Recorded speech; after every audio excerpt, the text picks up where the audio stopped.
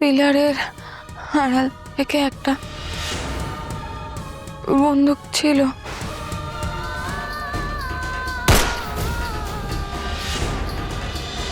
কিঙ্কর, এবার সবাই আছে, এবার বলে ফেলো ওর ফিয়ন্সে প্রিয়াকে কে খুন করেছিল? রাজনন্দিনীকে কে খুন করেছিল আর কেন খুন করা হয়েছিল? স্পিক আপ, উত্তর দাও। সব তোর জন্য শঙ্কর। আমার জন্য খুন করতে হয়েছিল? হ্যাঁ, তোকে প্রোটেক্ট করতে। কেন? যা জানার দরকার ছিল না সে সব জেনে গিয়েছিল প্রিয়া।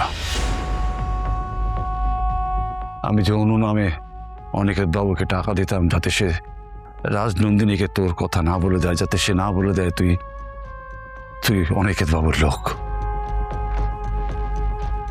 প্রিয়া যেটা জেনেছিল সেটা তোকে জানাতে চেয়েছিল, শুধুমাত্র তোকে।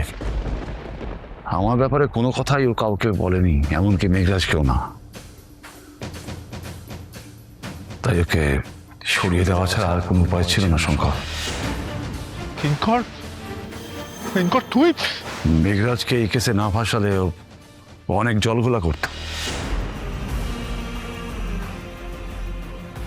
আমার তোর ফোনটা আমার অ্যাক্সেস ছিল, তাই প্রিয়াকে একটা জায়গায় ডেকে আনতে কোনো অসুবিধা হয়নি। কিঙ্কর, তোকে আমি... মাথা ঠান্ডা রাখুন প্লিজ, এখনো অনেক কিছু জানা বাকি আছে। রাজনন্দিনীকে কে খুন করেছিল? আমার রাজা, আমার শঙ্কর, আমার আর্য। তোর সমস্ত কথা রাজনন্দিনীকে অনিকেত বাবু বলে দেয়। রাজনন্দিনী শঙ্করকে ঘাড় ধাক্কা দিয়ে বের করে দিত।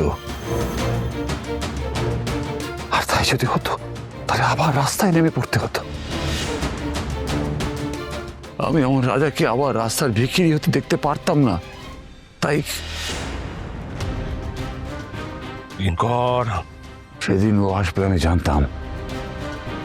সব খবর ছিল আমার কাছে, আমি দেখছিলাম সব শেষ হয়ে যাচ্ছে, তাই জল নাকের উপরে ওঠার আগেই গুলি চলেছিল।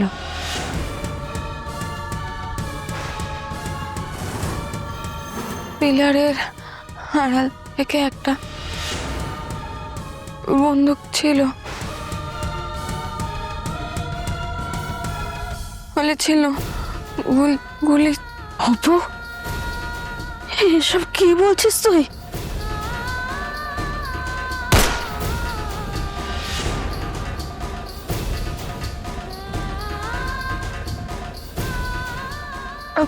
আমি ফিরে আসবো,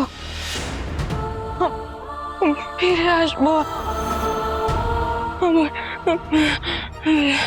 ফিরে। অপর্ণা, অপু,